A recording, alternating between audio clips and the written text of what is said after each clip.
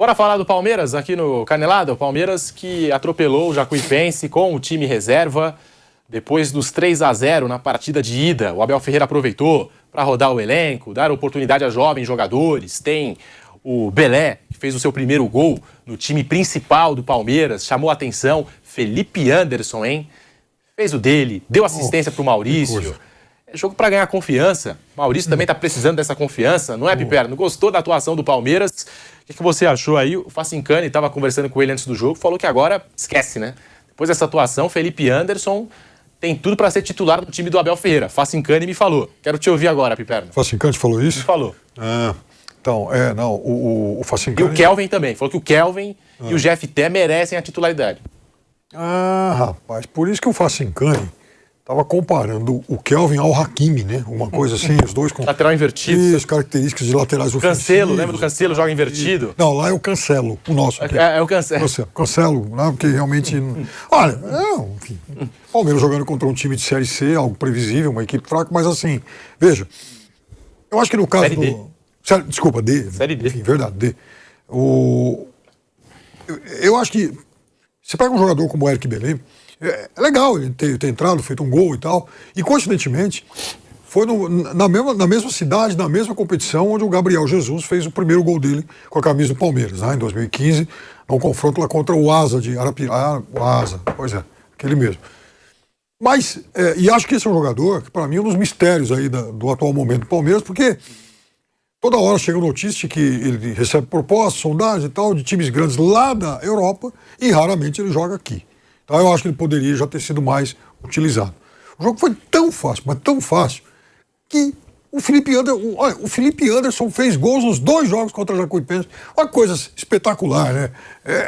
Algo inacreditável, assim, o Felipe Anderson ter essa sequência artilheira, né? Curiosamente, os únicos 2 gols do Felipe Anderson na temporada. Exatamente, aí que eu ia chegar. Quer dizer, contra time de Série D, ele é bom de bola, né? Mas, por exemplo, o Maurício Rojão molhado hoje acabou fazendo um gol, mas no segundo tempo... Rojão molhado. No segundo tempo ele deu uns chutes medonhos aí, voltando ao normal. Que doideira. Não, agora, doideira... É o Rojão molhado. Aquele que não explode, né? Mas vai jogar a Copa do Mundo. Vai jogar a Copa do Mundo pelo Paraguai. Mas você vê. Gustavo Alfaro falou que deu uma organizada no time dele, tava precisando do Maurício. Ele não é mau jogador, mas assim, aqui no Palmeiras parece que ele se intimida e tal, né? Agora, veja, pra que... Esse time foi o time que quebrou o Vitor Roque outro dia, certo? Pra que, então, colocar de novo em campo o Gustavo Gomes, que é um jogador mais veterano do time titular, joga toda quarta, domingo, o cara não dá descanso. Eu já falei 1000 vezes isso aqui, em 2023, Gustavo Gomes era lá pro meio de outubro, novembro, então, o jogador do mundo com mais atuações naquele ano. E tinha palmeirense que se orgulhava disso. Falava, gente, isso é uma grande bobagem. Mas como ele já estava mostrando sinais de esgotamento aí, depois ele teve até um declínio. Felizmente, em 25 voltou a jogar bem. Voltou a ser o Gustavo Gomes. Mas, claro, o cara estava esgotado.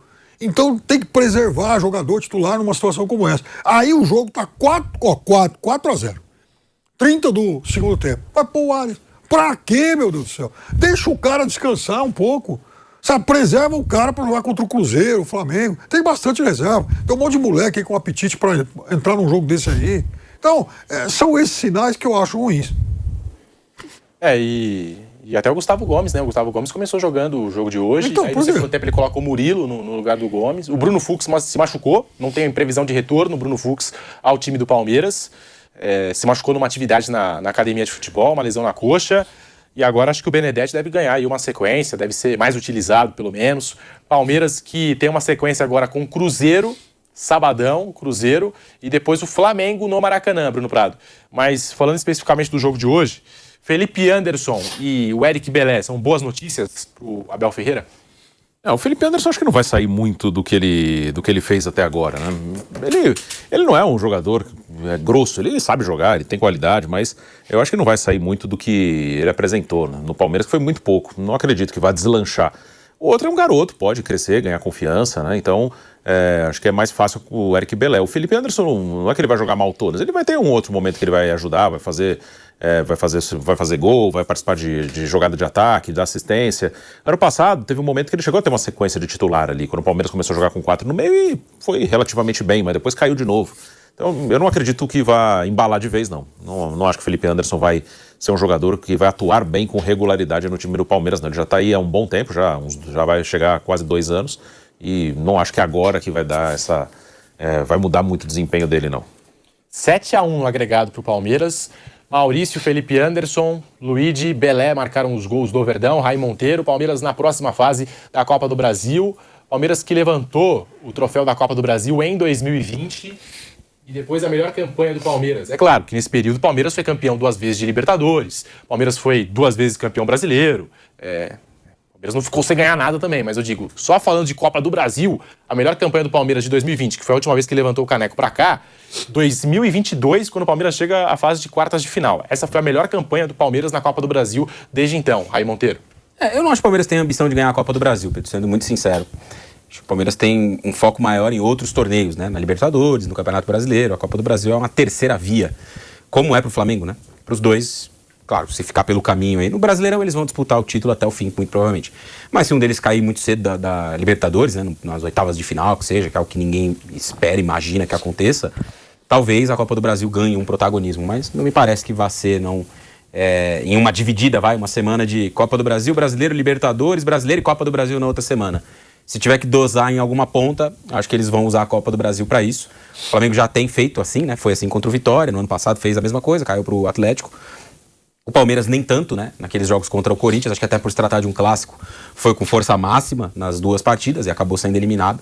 Mas acho que esse é o aspecto, né? Não ser prioridade que pode afastar eles dois, mais especificamente o Palmeiras, né? De quem a gente está falando aqui, da possibilidade de brigar pelo título. Se o Palmeiras fosse com força máxima, acho que pode ter uma boa chance aí dentro da competição, né? Mas os mata-matas são sempre muito imprevisíveis, né? É um jogo, uma circunstância específica, como, por exemplo, contra o Corinthians ano passado, né? O Aníbal Moreno vai lá com 5 minutos, um jogo que estava 1-0 no agregado, dá uma cabeçada no jogador do Corinthians e é expulso. Isso é algo incontrolável. E aí você perdeu o mata-mata, não tem como. Com 1 a menos você não vai conseguir se recuperar. No caso dele é incontrolável mesmo. Então, assim, acho que tem esse aspecto também do mata-mata, né? Do imponderável maior do que dentro da disputa do Campeonato Brasileiro de pontos corridos. Mas em resumo do Palmeiras eu acho que é isso. Não vai colocar força máxima na Copa do Brasil, pra mim, em nenhum momento. Você viu que o Aníbal tá na lista dos 55, né? Não vai. Ele e o Giai. Eles também não estarão na lista dos 26. Imagino que... E no fim das contas é o que importa, né? A lista dos 26. Os 55 não faz muita diferença. O Piperno, e hoje Benedetti, Larsson, Riquelme, ó, jogando no Palmeiras hoje, hein? Faz a gente lembrar daquele Riquelme e faz lembrar do atacante sueco, né? O Larsson, aquele do Barcelona. O Belé fazendo gol. Eu achava até que o Abel tinha que colocar o Aranha no gol hoje. Claro. Coloca o Aranha, tem que aproveitar. Já ficam pouco tempo esses meninos do Palmeiras, né? Trabalho fantástico do João Paulo Sampaio. Já ficam pouco tempo aqui no futebol brasileiro. E poucos deles são aproveitados, ganham minutagem com o Abel. Esse ano, os jogadores da base, o Arthur, por conta, acho que da necessidade, perdeu o Piquerez e perdeu o Jefté. O Jefté já voltou, o Piquerez só depois da Copa. Mas ele coloca muito o Luigi ali, pra marcar, às vezes, saída do adversário, em reta final do jogo, aqueles abafos. Funciona bem na pressão. Na pressão. Na pressão ele vai lá e coloca o Luigi. Mas cadê o Luiz Pacheco? Cadê o Benedetti? Cadê o Larsson? Cadê o Riquelme? Cadê o Belé? Tinha que usar mais, né, esses jogadores aí. E reclama tanto do calendário o Abel Ferreira, que quando tem a oportunidade contra um adversário de Série D, não roda o time, não coloca esses jogadores da base. O lateral direito Gilberto fez um bom jogo domingo contra o Vasco da Gama, ele que o Palmeiras emprestou para o Atlético Paranaense, tá? E o Vasco é muito forte lá por aquele setor esquerdo, especialmente quando o Andrés Gomes está inspirado. Mas eu acho que sim, um jogo como esse de hoje, é para começar com 11 reservas e alguns titulares, eu acho que nem teriam que ter viajado. Porque, veja, se tirar um cara aqui de São Paulo e vai lá para Londrina, pega aeroporto e não sei...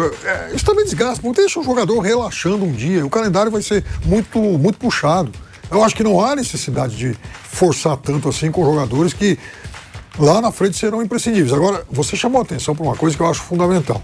O Aranha vai ter que começar a jogar em algum momento. Veja, o ano passado, em outubro, véspera de semifinal de Libertadores, o Palmeiras perdeu o goleiro titular. Aí estreou um reserva que não tinha jogado pelo Palmeiras ainda, que estava inativo há muito tempo, mas que se revelou um ótimo goleiro, está jogando até hoje. E agora? E se acontecer a mesma coisa? Se chegar num mata-mata de Libertadores e na véspera o Carlos Miguel fica sem condição de jogo, quem é que vai jogar? O Lomba? Então, precisa conhecer o Aranha. Quando você fala que futebol se ganha no meio campo, eu concordo 1.000.000%. Time de futebol tem que ter meio campo, pelo menos de 3 a 4 jogadores. Essa é a diferença do porquê que a locomotiva rubro-negra tá com o farol alto nas costas do Palmeiras, que não tem meio campo, que não é bem escalado no setor, que não joga nada, e por isso que o Flamengo joga bola e fez o que fez ontem com o Grêmio. O Flamengo amassou, engoliu, atropelou o Grêmio. 1-0 foi um placar miserável. Chegou a ser vergonhoso pelo tamanho do jogo que fez o Flamengo, pelo volume, pela construção, pela solidez, pelo amasso em cima do Grêmio. Era jogo para 3-4-0. O que eu estou vendo agora, nesse momento, na fotografia de agora, antes da Copa do Mundo. Tem um carro em alta velocidade piscando nas costas, eu ia falar uma expressão aqui, eu não posso falar, na traseira do carro verde. E o carro verde parece que está ali, ó. Está engasgando. Parece que botou aquela gasolina adulterada. É bom o carro verde ficar esperto, porque o Flamengo está passando do limite da velocidade. E depois, se passar, vai ser difícil de segurar, hein, rapaziada? Boa analogia, Facinca? Não, a melhor possível, mas é o que eu falo. Na verdade, antes fosse um carro com gasolina adulterado. O Palmeiras é uma motocicleta elétrica que tá acabando a bateria e outra locomotiva na descida. Assim, é o que tá acontecendo. Mas aí é bom, Vigar, que a gente deixe explicar o seguinte. Vamos supor que o Flamengo ontem não saísse com o resultado. Não existiria passar pano ao Flamengo ao dizer, puxa, tá vendo, empatou com o Grêmio fora, mas é porque o Flamengo é queridinho, não sei o quê. Não, a gente não ia passar pano, a gente ia dizer, o Flamengo criou, jogou, faltou fazer o gol. É diferente quando o Palmeiras empata com o Remo fora, não jogando nada. Porque se jogasse assim, jogou pra caramba, foi um azar, os deuses da bola. As pessoas têm noção de dizer que o time, quando não soma pontos, por um azar, por uma questão de um dia não tá muito legal, elas vão fazer análise. Futebol é assim. Então a diferença do Flamengo pro Palmeiras hoje não é que, as pessoas têm mais carinho com o Flamengo, porque é o time da mídia, porque é o time do Viga, porque aqui na Jovem Pan tem um pilhado e não sei o quê. Não é por isso.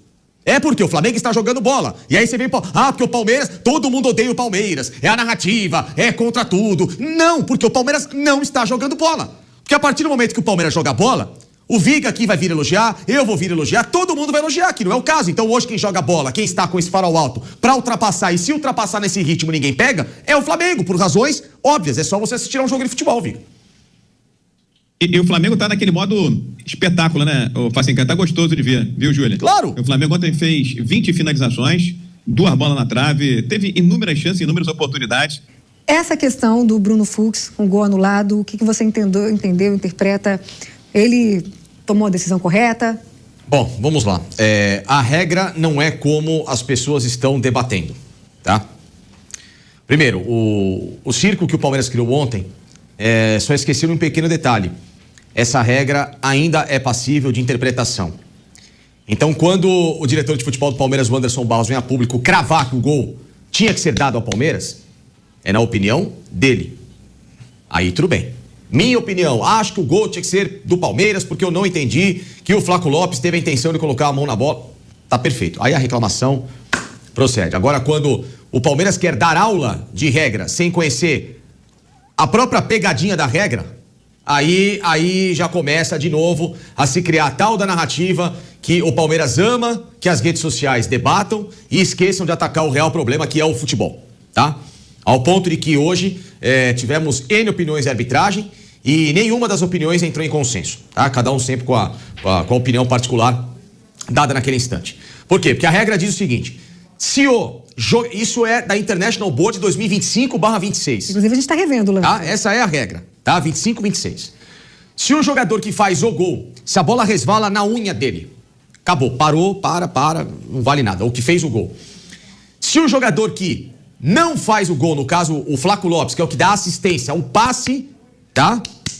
Resvalado no braço para esse atleta, a regra diz que o lance só é legal caso não haja a intenção deste atleta de utilizar-se do braço de forma deliberada ou com uma ampliação corporal.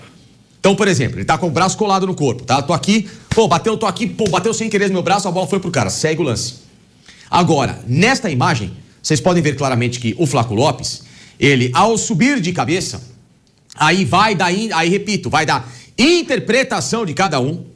Se o Flaco Lopes, ao errar o timing da bola, ele sobe forçando, infelizmente, uma ação antinatural do braço, que aí, ao tocar a bola, resvala no Flaco Lopes e ele, de forma instintiva, coloca essa mão pra dentro. Pode ver, bateu, opa, tirei. Então, eu tô com a mão junto ao corpo aqui, porque foi instinto. Mas, no momento inicial, o Flaco Lopes sobe e faz isso aqui. Então, esse ir ao encontro da bola é o que o árbitro analisou como, para ele, uma intenção faltosa. Então, o problema não é a regra, é a intenção para o árbitro, a interpretação, que é onde o Palmeiras cria uma narrativa que, desculpa, ela é uma narrativa de pouca inteligência. Porque você ler a regra à sua frente, você não está dando aquela, sabe, leia a última linha, todo contrato, leia a última linha, parece desenho, né? Então, quando você lê a última linha diz o seguinte, ó, na última linha, regra é passível de interpretação caso o jogador tenha a intenção de tocar a mão na bola, porque senão fica fácil. Então, eu vou lá na área, eu vou lá, pum, dá um tapa na bola, a bola solta pro meu amigo, ele faz o gol. Então, peraí, que regra é essa? Que regra é essa? Vocês estão entendendo como as pessoas explicam mal a regra? Ou no caso, o Palmeiras, que criou um baita circo, sem deixa, porque, repito, Anderson Barros fala, pra mim, Anderson Barros, pro Palmeiras, pro Abel, pra minha tia, eu não achei que o Flaco Lopes teve a intenção de deliberadamente tocar a mão na bola. Por isso o gol tinha que ser validado. Perfeito, Anderson Barros, sua reclamação é extremamente prudente. Agora, você lê a regra e dizer, esse gol tem que ser dado porque tá na regra, não, tá errado, porque a regra, ela é interpretativa. E até sobre isso, o PC de Oliveira ontem trouxe uma informação de que a CBF recomenda aos árbitros, nesse tipo de lance, que tem o toque na mão, que impacta diretamente o gol, para anular esse tipo de gol. É a recomendação da CBF aos árbitros. Aí eu acho até que a CBF deveria vir a público. Claro. Porque se a regra fala uma coisa e a CBF tem uma outra interpretação, a comissão de arbitragem aqui do Campeonato Brasileiro tem uma outra interpretação e está passando isso aos árbitros, eu acho que a CBF tinha que vir a público e esclarecer. Porque eu lembro do jogo Corinthians e Bahia, o Corinthians teve um gol anulado parecido com esse do Palmeiras, também nessa interpretação, que a bola tocava antes no braço do Garro, né? E ali o gol do Corinthians foi anulado. É uma recomendação que a CBF tem passado aos árbitros em lances como esse que a gente acompanhou, em que impacta diretamente, o toque na mão impacta diretamente no lance do gol. Gente, mas teve reclamação do outro lado também, né? Do lance do Marlos Freitas, e aí o pessoal do Remo também está reclamando que não foi pênalti. Eu queria a opinião de vocês também. Eu não achei pênalti, aí a gente tem que analisar a imagem, né? Acompanhar aí o pênalti que o Remo tá reclamando. Ainda na primeira etapa esse lance, né? Um cruzamento que... Marlon tá aqui, tava no jogo ontem, né? Sim. O Marlon tá aqui, ó. Ele vai fazer a cobertura, ele tá aqui e a bola bate aqui. Ele não fez isso aqui, não abriu, não ampliou, não, tá normal. Isso aqui é um movimento natural. É um movimento natural, exatamente, né? A gente tava até falando aqui do lance do Flaco, né? Que a arbitragem interpreta, né? Movimento natural ali. Eu acho que nesse caso é um movimento natural do corpo, eu não teria marcado o pênalti pro Remo. Aí que tá. Vocês viram a entrevista do Barros? Então, cadê onde fala da interpretação? Vocês perceberam como está tentando se induzir ao erro as pessoas na própria narrativa que o Palmeiras quer que seja defendida? Esse é o grande mal do futebol. As pessoas defendem as próprias narrativas de acordo com como elas querem, sem falar o macro. Por que a bola bateu na cabeça, então, do jogador do Remo, no braço do Flaco Lopes? Por que ela é acidental nessa visão? Por que será que o Flaco Lopes não está à frente e aí no resvalo do jogador do Grêmio essa mão não está gerando uma possibilidade de uma ampliação do espaço? Vocês estão entendendo? Se você tem uma opinião contrária a essa, não tem problema, você está correto, porque a sua interpretação. Se a Júlia pensar diferente, a opinião da Júlia, porque a interpretação dela, do Pedro, a minha. Quando há uma interpretação, você precisa respeitar a decisão naquele momento, mesmo que você se indigne. Porque se a opinião da Júlia for diferente da minha, eu posso falar, putz, não concordo com você, eu vou ficar indignado com a sua postura. Mas é a sua interpretação. Eu vou fazer o quê? Você entendeu assim, tá tudo certo. Porque a regra não é clara. A regra não é esse beabá, como ele falou.